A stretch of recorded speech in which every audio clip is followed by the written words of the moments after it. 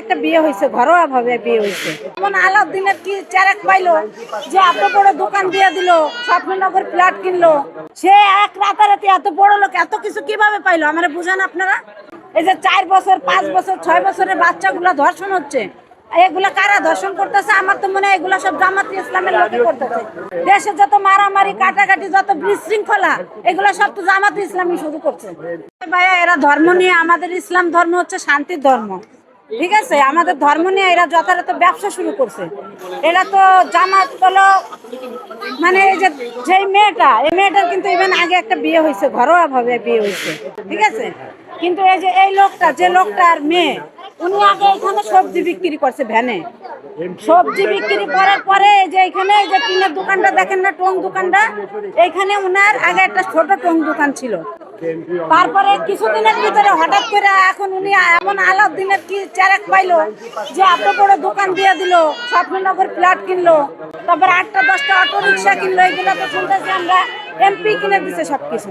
এমপিরা ইভেন আমি তো 2 দিন দেখছি এখানে, আমি 2 দিন দেখছি ওনাকে এখানে আসতে। একদিন দেখে আইসক্রিম কিনে দিছে, আইসক্রিমের বাটি নিয়ে গেল ভিতরে। পরে এই মেয়ের মা মেয়ের বাবা পিছে পিছে দৌড়ে আসছে, বলে যে আমার মামা আসছে। পরে যে এখানে গাড়ি রেখেছিল মেন রোডে, গাড়িতে পরে মেয়েরে নিয়ে গেল গাড়িতে করে। আমি তো দেখছি 2 দিন। না, এটা ভণ্ডামি। আমরা এরকম বাংলাদেশ চাই না। আমাদেরও ছেলে মেয়ে আছে, ঠিক আছে? তাদের তো কোনো জায়গায় যে ভাইয়া নিরাপত্তা নেই, আমি তো কোনো নিরাপত্তা দেখতেছি না। এই যে 4 বছর 5 বছর 6 বছরের বাচ্চাগুলা ধর্ষণ হচ্ছে, এগুলা কারা ধর্ষণ করতেছে? আমার তো মনে হয় এগুলা সব জামাতে ইসলামের লোকে করতেছে। আপনি আগে বাংলাদেশ আমরা আগে কিভাবে চলছি আর এখন কিভাবে, আমরা তো রাস্তায় বাইরে এলে ভয় আমাদের মানে হাত পা শিউরে আসে রাস্তায় বেরোইলে, কারণ আমাদের জীবনের কোনো নিরাপত্তা নাই।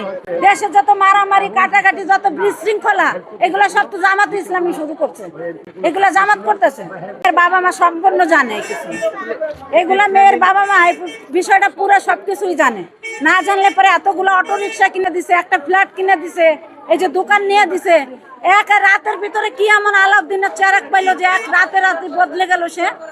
যার আগে সবজি বিক্রি করছে ভ্যানে করে, যে লোকটা একটা টং দোকান ছিল যার, সে এক রাতারাতি এত বড় লোক এত কিছু কিভাবে পাইলো আমার বুঝান আপনারা?